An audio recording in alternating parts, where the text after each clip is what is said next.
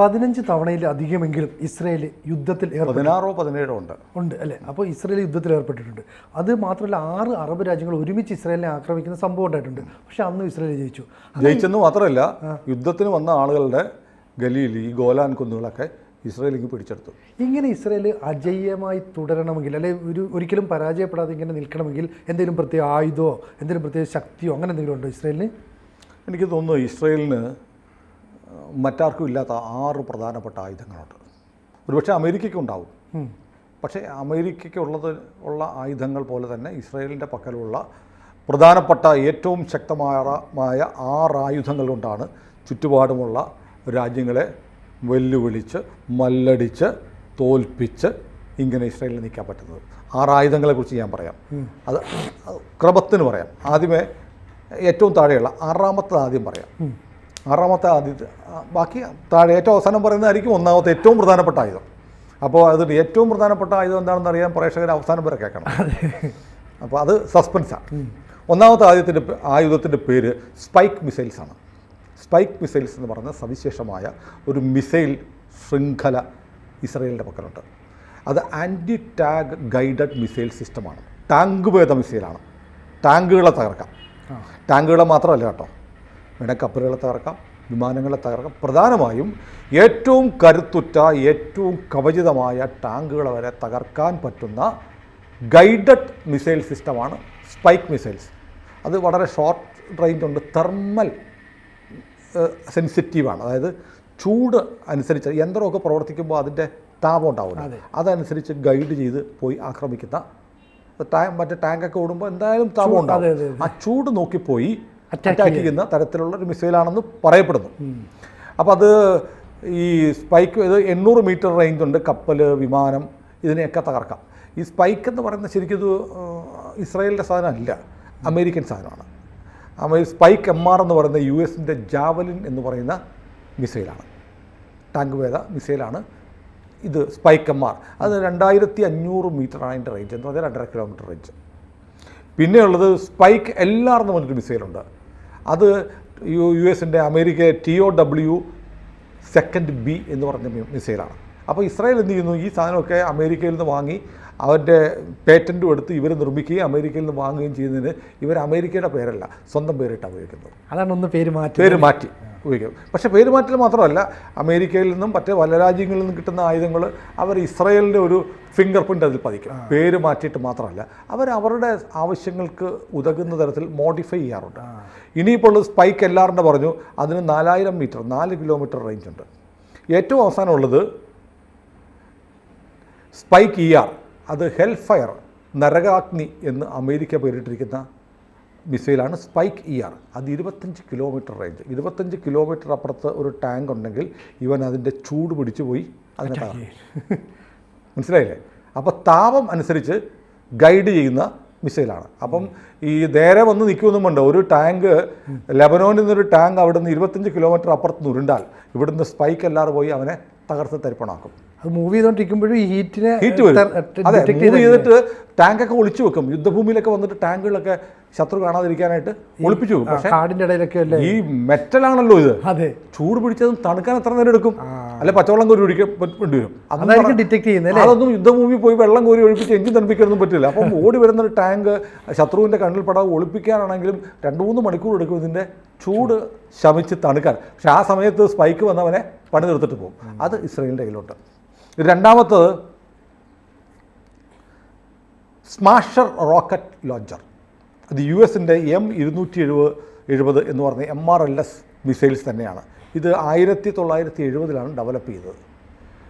ഈ റോക്കറ്റ് 48, ഇത് ഒരു റോക്കറ്റല്ല, റോക്കറ്റ് അയക്കുന്ന നമ്മളെ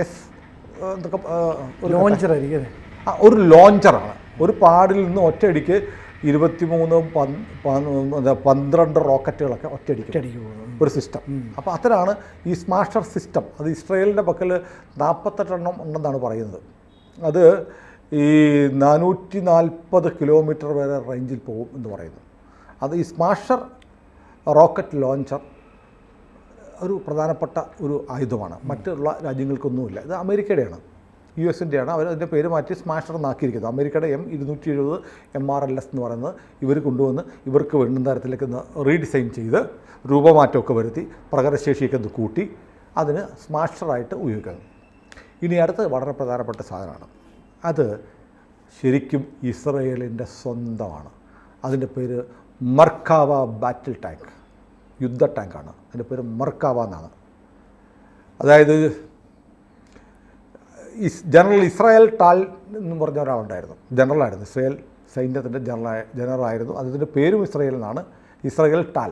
അദ്ദേഹത്തിൻ്റെ മാനസപുത്രനാണ് വേണമെങ്കിൽ ഈ മർക്കാവ ബാറ്റിൽ ടാങ്ക്, യുദ്ധ ടാങ്ക് എന്ന് പറയുന്നത്. അദ്ദേഹമാണ് അത് ഡിസൈൻ ചെയ്ത് കൺസെപ്റ്റ് ഉണ്ടാക്കിയെടുത്ത് ഡെവലപ്പ് ചെയ്തതാണ്. അപ്പോൾ ഇത് സ്വന്തം നിർമ്മിതിയാണ്. ഈ ഗോലാൻ കുന്നുകളൊക്കെ പിടിച്ചെടുത്തത് യുദ്ധത്തിൽ ഈ മർക്കാവ യുദ്ധ ടാങ്കുകൾ ഉപയോഗിച്ചിട്ടാണ്. അപ്പോൾ നമ്മൾ ആദ്യം പറഞ്ഞില്ലേ സ്പൈക്ക് മിസൈൽസ്, ടാങ്കിനെ തകർക്കുന്ന മിസൈലാണെന്ന് പറയുന്നത്, ഗൈഡഡ് മിസൈലാണ്. പക്ഷേ ഈ മർക്കാവ ഇസ്രായേലിൻ്റെ ഉണ്ട്. മർക്കാവയുടെ ഗുണം ഈ ചൂട് പിടിച്ച് വരുന്ന ഇസ്രായേലിൻ്റെ മിസൈലുണ്ടല്ലോ, അതുപോലത്തെ മിസൈൽ വേറെ ആർക്കെങ്കിലും ഉണ്ടെങ്കിൽ അതിനെ ചെറുക്കാൻ ശേഷിയുള്ള ടാങ്കാണ് മർക്കാവ. അപ്പോൾ ഇസ്രായേലിൻ്റെ ബുദ്ധി നോക്കണം. അവരെന്ത് ചെയ്തു? ടാങ്കുകളെയും കപ്പലുകളെയും വിമാനങ്ങളെയൊക്കെ തകർക്കാൻ പറ്റുന്ന പ്രധാനമായും ആൻറ്റി ടാങ്ക് ഗൈഡഡ് മിസൈൽ, താപം ടെമ്പറേച്ചർ അനുസരിച്ച് കണ്ടെത്തി തകർക്കുന്ന മിസൈൽ ഉണ്ടാക്കി. അപ്പോൾ അതേ ചോദ്യം ഇസ്രായേലും ആലോചിച്ചു, എടാ നമ്മുടെ ശത്രുക്കൾ ഇങ്ങനൊരു സാധനം ഉണ്ടാക്കുകയാണെങ്കിൽ നമ്മുടെ ടാങ്ക് എന്ത് പറ്റും? അതുകൊണ്ട് അവർ മർക്കാവ ഉണ്ടാക്കിയതാണ്. ഇതേ തരത്തിൽ ഉള്ളൊരു മിസൈൽ ഇങ്ങോട്ട് വന്നാൽ അതുകൊണ്ട് ഒന്നും പറ്റാത്ത ടാങ്ക്. മനസ്സിലായില്ലേ? അപ്പോൾ ഒരു ഒരു ഒരു ഒരു സംഭവം ഉണ്ടാക്കി അതിന് പ്രതിവിധിയും കണ്ടുവച്ചു. അതാണ് ഇസ്രായേലിൻ്റെ ഏറ്റവും കരുത്തുറ്റ സാധനമാണ്.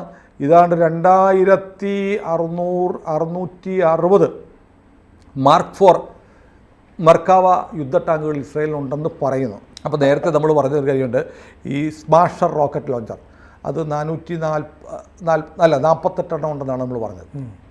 ഇതിപ്പോൾ നമ്മൾ പറയുന്നത് 2660 ഉണ്ടെന്ന് പറയുന്നു. ഇത് കണക്ക് മാത്രമാണ്, പരസ്യമായ കണക്കാണ്. അതൊന്നും ആയിരിക്കില്ല. ആരെങ്കിലും പറയും എൻ്റെ കയ്യിൽ എത്ര പീരങ്കിയുണ്ട്, എത്ര തോക്കട്ടെ, എത്ര ടാങ്ക്, അതിൻ്റെ എത്രയോ ഇരട്ടി കാണും. നമ്മുടെ ഇന്ത്യയുടെ കാര്യമോ, ഇന്ത്യ പറഞ്ഞ് ഞങ്ങൾക്ക് 5000 പാറ്റൻ ടാങ്ക് ഉണ്ട്. അപ്പോൾ പാകിസ്ഥാൻ ഉടനെ എന്നാൽ പിന്നെ നമുക്ക് 5050 ഉണ്ടാക്കാം. അങ്ങനെയൊന്നുമില്ല. ഇത് പുറത്ത് പറയുന്നത് ഒരു കണക്ക്, ആക്ച്വലി കയ്യിലുള്ളത് വേറെ ആയിരിക്കും. അപ്പോൾ ഇസ്രായേലിനെ ഏറ്റവും കരുത്തുറ്റമാക്കുന്ന ഏറ്റവും പ്രധാനപ്പെട്ട ഒരു സംഭവം എന്ന് പറയുന്നത് മർക്കാവ ബാറ്റിൽ ടാങ്കാണ്.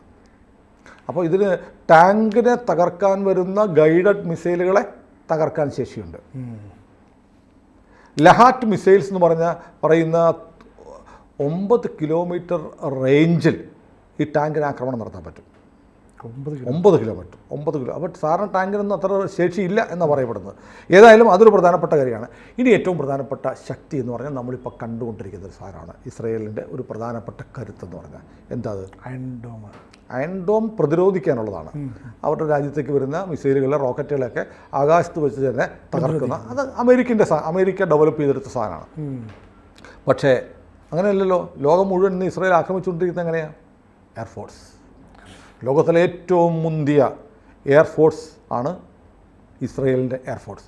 1948 മെയ് 28 ഈ രാജ്യമുണ്ടായി. 2 ആഴ്ച കഴിഞ്ഞ്, 48 ഇസ്രായേൽ ഉണ്ടായി.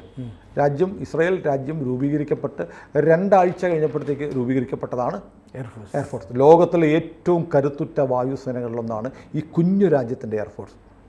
അവർക്ക് ഈ പറഞ്ഞതുപോലെ 648 യുദ്ധവിമാനങ്ങളുണ്ടെന്നാണ് പറയുന്നത്. 35,000-ഓളം എയർഫോഴ്സ് സ്റ്റാഫുണ്ട്. 24,500 റിസർവ് എയർഫോഴ്സ് സ്റ്റാഫുണ്ടെന്ന് പറയുന്നു. ഓരോ വിമാനത്തിനും ഇവർ സ്റ്റാഫ് പാറ്റേൺ ഉണ്ട്. ഇപ്പോൾ സിറിയ അല്ലെങ്കിൽ ലബനോൺ തുടങ്ങിയ രാജ്യങ്ങൾക്ക് ഒരു വിമാനത്തിന് 30 സ്റ്റാഫ്, എന്നുവെച്ചാൽ ഓടിക്കുന്നവർ മാത്രമല്ല, പൈലറ്റുമാർ, കോ പൈലറ്റ്, അവർക്ക് സ്റ്റാൻഡ് ബൈ, പിന്നെ ഇതിൻ്റെ സർവീസിനുള്ള ആളുകളൊക്കെ വെച്ചിട്ട് 30 പേരൊക്കെയാണ് മറ്റ് പല രാജ്യങ്ങൾക്കും. ലോകത്തെ ഒരു വിമാനം പരിപാലിക്കാൻ 30 പേരെന്നാണ് കണക്കുന്നത്. പക്ഷേ ഇസ്രായേലിന് ഒരു വിമാനം പരിപാലിക്കാൻ 91 പേരുണ്ട്. എന്ന് പറഞ്ഞാൽ അതിനകത്ത് ഒരു ചെറിയ മൊട്ടുസൂചി വലിപ്പത്തിലുള്ള എക്യുപ്മെൻറ്റും പോലും നിരന്തരമായി സൂക്ഷ്മമായി പരിശോധിച്ച് അത്ര കുറ്റമറ്റതാക്കി നിർത്തും ഇസ്രായേൽ അവരുടെ യുദ്ധവിമാനങ്ങൾ. അത് 648 വിമാനങ്ങളെന്നാണ് പരസ്യമായ കണക്ക്. അതെ, അപ്പോൾ യഥാർത്ഥ കണക്ക് അറിയില്ല, ചിലപ്പോൾ അതിൻ്റെ ഇരട്ടി ഉണ്ടാവാം. നമ്മൾ ചിന്തിക്കാൻ പറ്റാത്ത കാര്യം. കഴിഞ്ഞ ദിവസം ലെബനോണിലേക്ക് പോയത് 150 വിമാനങ്ങൾ ഒരുമിച്ചാണ് പറഞ്ഞത്. അത്രയും വിമാനങ്ങൾ പോയെന്ന് പറയുന്നത് അത്ഭുതമാണ് നമുക്കല്ലേ. അല്ല, ആകാശത്ത് ഒറ്റയടിക്ക് 150 വിമാനങ്ങൾ പറന്നു വരുന്നു പറഞ്ഞാൽ എന്തായിരിക്കും അതിൻ്റെ ഒരു പ്രകമ്പനം, എന്തായിരിക്കും ആ കാഴ്ച, എന്തായിരിക്കും നമുക്കിവിടെ നിന്ന് പറയാം. പക്ഷേ ലെബനോണുകാർക്ക് 150 വിമാനം വരുന്നു, എന്ത് രസം നോക്കിക്കാൻ പറ്റില്ല, മണ്ടയ്ക്ക് ബോംബ് വീഴും അല്ലേ. അപ്പോൾ ഇത് നമുക്ക് ചിത്രത്തിലോ സിനിമയിലൊക്കെ കാണുമ്പോൾ 150 വിമാനങ്ങൾ ഒരുമിച്ച് പറന്നു വരുന്നൊക്കെ കാണാൻ വലിയ കൗതുകമായിരിക്കും. പക്ഷേ അത് തലയ്ക്ക് മൂന്നേ വരുന്നവന് നോക്കാൻ സമയം കിട്ടത്തില്ല. അപ്പോൾ അത് വലിയ കൗതുകരമല്ല, അതൊരു അവസ്ഥയാണ് അല്ലേ. എല്ലാ യുദ്ധങ്ങളുടെയും അവസ്ഥ ഇതാണ്. അവർ തന്നെ പറയുന്നുണ്ടല്ലോ, ഞങ്ങൾ ഈ സാധാരണക്കാരെ ലക്ഷ്യം വെക്കുന്ന. അതെ, അവർ പറഞ്ഞു. ലെബനോൺ വളരെ കൃത്യമായി ലോകം അതിശയിക്കുകയാണ് എങ്ങനെയാണ് ലെബനോണിലുള്ള ആളുകളുടെയൊക്കെ ഫോണിലേക്ക് ഈ മെസ്സേജുകൾ, ഫോൺ സന്ദേശം വരികയാണ്. അത് ഫോൺ സന്ദേശം മാത്രം. ഇപ്പോൾ ഗാർഡിയനിൽ ഇന്ന് ഞാൻ വായിച്ചു, ലെബനോൺ റേഡിയോ ഇല്ലേ, റേഡിയോയിലൂടെ വന്നു സന്ദേശമോ, വീട്ടിൽ ഉടനെ പൊക്കോ സ്ഥലം. ഇപ്പോൾ അല്ല, നിങ്ങളുടെ വീട്ടിൽ മറ്റേ ഹിസ്ബുള്ളയുടെ റോക്കറ്റോ ലോഞ്ചറോ ഒക്കെ നിങ്ങളുടെ ഗാരേജിലൊക്കെ വെച്ചിട്ടുണ്ടാവും. അങ്ങനെ ഉണ്ടെങ്കിൽ അതിനാണ് നിങ്ങളുടെ അടുത്തുണ്ടെങ്കിൽ ഇപ്പോൾ സ്ഥലം വിട്ടോ, ഇപ്പോൾ ആക്രമണം വരെ ഞങ്ങൾ ആക്രമിക്കും, നിങ്ങളെ ഉപദ്രവിക്കണമെന്നില്ല എന്ന് ലെബനോൺ റേഡിയോയിലൂടെ വന്നു. ലെബനോൺ ആകെ ഞെട്ടിരിക്കുക. അവരുടെ റേഡിയോ സ്റ്റേഷൻ ഉൾപ്പെടെ സകലതും ഹാക്ക് ചെയ്ത് ടെലഫോണിൽ മൊബൈലിൽ എല്ലാം റെക്കോർഡ് ചെയ്ത ഇസ്രായേലിൻ്റെ സന്ദേശങ്ങൾ വന്നു. അതൊരു മാന്യമായ രീതിയും കൂടിയാണ്. പിന്നെ രക്ഷപ്പെടുക. ഹാക്ക് ചെയ്തതെന്ന് മാത്രമല്ല, ആളുകളോട് പറയും ഞങ്ങൾ ആക്രമിക്കാൻ പോവാണ്, നിങ്ങൾ മാറും, നിങ്ങൾ മാറിക്കഴിഞ്ഞ് തിരിച്ചു ഞങ്ങൾ ഈ പരിപാടി എടുത്തിട്ട് ഞങ്ങൾ പൊക്കോളാം, എന്നിട്ട് നിങ്ങൾ ഇപ്പോൾ തൽക്കാലം മാറുമെന്ന് വളരെ മാന്യമായ യുദ്ധമാണ്. നിങ്ങൾ അല്ലാതെ ഉറക്കത്തേക്കില്ല. പകലാണ് ആക്രമണം നടത്തിയത്. പകലാക്രമണം നടത്തുക എന്ന് പറഞ്ഞാൽ അത് റിസ്ക് കൂടുതലാണ്. ലെബനന് ഒരു സേനയൊക്കെ ഉണ്ടല്ലോ, ഹിസ്ബുള്ളയെ വെല്ലുവിളിക്കുക, ഞങ്ങൾ പരിപാടി 150 വിമാനം വരികയാണ്, നീ എന്നാ ചെയ്യുമെന്ന് കാണിക്കുക, പകൽ വരിക.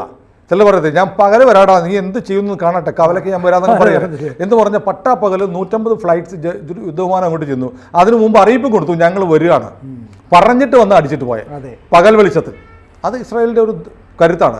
പിന്നെ ഇവരുടെ പക്കൽ ഈ പറയുന്ന പോലെ അമേരിക്കയുടെ ഉപയോഗിക്കുന്ന മുഴുവൻ അമേരിക്കൻ വിമാനങ്ങൾ F-15 അത് 58 എന്നാണ് പറയുന്നത്. ആ കണക്ക് എണ്ണം വായിക്കണ്ട, കാരണം അതൊന്നും ഫേക്ക് കണക്കായിരിക്കും. പിന്നെ F-15E ഈഗിളുണ്ട്, 223 F-16 ഫാൽക്കൺ വിമാനങ്ങളുണ്ടെന്ന് പറയുന്നു, 9 F-35 ഉണ്ടെന്ന് പറയുന്നു. ഇങ്ങനെ കുറേ കാര്യങ്ങളൊക്കെ വിമാനങ്ങളുടെ കണക്ക് പറയുന്നുണ്ട്. അത് 648 ഇസ്രായേൽ പറയുന്നു. നമുക്ക് പിന്നെ അറിയാം എന്ന് നമുക്ക് പറയാം. ഏതായാലും യുദ്ധവിമാനങ്ങൾ എയർഫോഴ്സ് അവരുടെ വലിയ കരുത്താണ്. അതിൻ്റെ പരിപാലിക്കാനുള്ള സ്റ്റാഫ് മുതൽ ഉപയോഗിക്കുന്ന ഏറ്റവും പുതിയ അമേരിക്കയുടെ യുദ്ധവിമാനങ്ങൾ. അമേരിക്ക ഒരു പുതിയ വിമാനം ഉണ്ടാക്കിയാൽ 10 ഉണ്ടാക്കിയാൽ 2 ഇസ്രായേലിന് കൊടുക്കും. അപ്പോൾ ഏറ്റവും പുതിയ F-35 ഉൾപ്പെടെയുള്ള യുദ്ധവിമാനങ്ങൾ, F-15 ഈഗിൾ മുതൽ F-35 വരെയുള്ള യുദ്ധവിമാനങ്ങൾ ഇസ്രായേലിൻ്റെ എയർഫോഴ്സിലുണ്ട്. ഇനി ഏറ്റവും പ്രധാനപ്പെട്ട സാധനം ജെറിക്കോ 3 ICBM ഇൻ്റർ കോണ്ടിനെൻ്റൽ ബാലിസ്റ്റിക് മിസൈൽ. അതാണ് ഏറ്റവും കരുത്തം. അതായത് 1, 2 എന്ന് പറയുന്ന നമ്പർ 2 കരുത്തിൽ number 2 intercontinental ballistic missile, ഭൂഖണ്ഡാന്തര മിസൈൽ. 4800 കിലോമീറ്റർ മുതൽ 6000 കിലോമീറ്റർ വരെ റേഞ്ച് ഉണ്ട്. ഇപ്പോൾ ഏറ്റവും പുതിയത് അവർ ഡെവലപ്പ് ചെയ്തിരിക്കുന്നതിന് 6500 കിലോമീറ്റർ റേഞ്ച് ഉണ്ട് എന്ന് പറഞ്ഞാൽ ഇസ്രായേലിൽ നിന്ന് അത് പടിഞ്ഞാറൻ ചൈന വരെ എത്തും. എന്നുവെച്ചാൽ ഒരു ഭൂഖണ്ഡത്തിൽ നിന്ന് മറ്റൊരു ഭൂഖണ്ഡത്തിലേക്ക്. അത് ഇസ്രായേൽ വികസിപ്പിച്ചെടുത്താണ്, ഇസ്രായേലിൻ്റെ സ്വന്തം സാധനമാണ്. അതിന് പ്രത്യേകത, അതിന് സാധാരണ ദ്രാവക ഇന്ധനമാണ് ഫ്യൂവൽ അല്ലേ, ലിക്വിഡ് ഫ്യൂവലാണ് ഉപയോഗിക്കുന്നത്. ഇതിനതല്ല, ഖരവ് ഇന്ധനമാണ്. ഖരവ് ഇന്ധനമാകുന്നതിൻ്റെ ഗുണം പറയുന്നത് ഇത് ലോഞ്ച് ചെയ്യാൻ മിനിമം തയ്യാറെടുപ്പ് മതി, മിനിമം പ്രിപ്പറേഷൻ കൊണ്ട് ലോഞ്ച് ചെയ്യാം. ഇത് അയക്കാൻ വെറും മണ്ണിൽ നിന്ന് അയക്കാം, എവിടെ നിന്നും അയക്കാം. മാത്രമല്ല ഇതിന് അണുവായുധ ശേഷിയുണ്ട്, ആണവായുധം വഹിക്കാൻ പറ്റും. അതായത് നമ്മുടെ ഹിരോഷിമയിൽ കൊണ്ട് അമേരിക്ക ഇട്ട ആണവ ബോംബിൻ്റെ ഭാരം 16 കിലോ ടണ്ണായിരുന്നു. പക്ഷേ ഇസ്രായേലിൻ്റെ പക്കലുള്ള ജെറിക്കോ 3 ICBMന് ഇൻ്റർ കോണ്ടിനെൻ്റൽ ബാലിസ്റ്റിക് മിസൈലിന് 20 കിലോ ടൺ ന്യൂക്ലിയർ ബോംബ് വഹിക്കാൻ പറ്റും. അപ്പോൾ ഇത് ആ മേഖലയിൽ ആർക്കും ഇല്ലാത്തൊരു സാധനമാണ്. ആരുടെയും വീട്ടിൽ നമ്മുടെ പ്രധാനമന്ത്രി പറഞ്ഞ വീട്ടിൽ കയറി അടിക്കാൻ പറ്റുന്ന സാധനമാണ് ജെറിക്കോ 3. ഇതാണ് ഏറ്റവും കരുത്തുറ്റ 5 കാര്യങ്ങൾ. ഇപ്പോൾ ഞാൻ 6 ആയുധം എന്ന് പറഞ്ഞു. അതെ, 6ാമത്തെ ആയുധം, അതാണ് അവരുടെ ഏറ്റവും വലിയ ആയുധം. അത് ഇസ്രായേൽ ജനതയാണ്, ഇസ്രായേൽ ജനതയുടെ വിശ്വാസമാണ്. കാരണം ഇസ്രായേലിൽ പലയിടത്തും പോയിട്ടു. യുദ്ധം തുടങ്ങിയപ്പോൾ ലോകത്തിൻ്റെ പല രാജ്യത്തും ജോലി ചെയ്യുന്ന ഇസ്രയേലികൾ, ജൂതന്മാർ ലീവ് എടുത്ത് ഇസ്രയേലിലേക്ക് പോവുക. എന്തിനാണെന്നറിയോ? യുദ്ധം ചെയ്യാൻ. അല്ല, യുദ്ധം ചെയ്യുമ്പോൾ ഞാൻ അവിടുന്ന് അടുത്ത അമേരിക്കയ്ക്ക് പോയേക്കാം, അല്ല ഇന്ത്യയിലേക്ക് പോയേക്കാം എന്നല്ല, അവർ അവധി എടുത്ത് ഇസ്രയേലിലേക്ക് പോവുകയാണ്. ദേശസ്നേഹം അത്രയാണല്ലേ. ദേശസ്നേഹികളാണ് അവർ. രാജ്യത്തിന് വേണ്ടി മരിച്ചാൽ അതൊരു വലിയ പുണ്യപ്രവൃത്തിയായിട്ട് അവർ കാണുന്നു. അതിനു വേണ്ടിയിട്ട് അവർ ചെറുതിലേ മുതലേ അവർക്ക് സൈനിക പരിശീലനമുണ്ട്. എപ്പോൾ വേണമെങ്കിലും സ്കൂളിൽ പഠിപ്പിക്കുകയാണ്, പട്ടാളത്തിൽ. പിന്നെ നിർബന്ധിത സൈനിക സേവനമാണ്. രാജ്യത്തെ മുഴുവൻ പൗരന്മാരും നിശ്ചിത കാലയളവിൽ സൈന്യത്തിൽ പ്രവർത്തിച്ചിരിക്കണം. ഇതിനേക്കാളും വലിയ ഒരു ആയുധമുണ്ടോ? ഈ ആയുധത്തിന് കരുത്ത് കൊടുക്കുന്നതെന്നറിയോ? അവരുടെ വിശ്വാസമാണ്. അവരോട് പറഞ്ഞിട്ടുണ്ട്, യഹോവ പറഞ്ഞിട്ടുണ്ട്, ഇസ്രയേലിൻ്റെ നാഥനായി വാഴുന്ന ദൈവം ഞാനാണ്.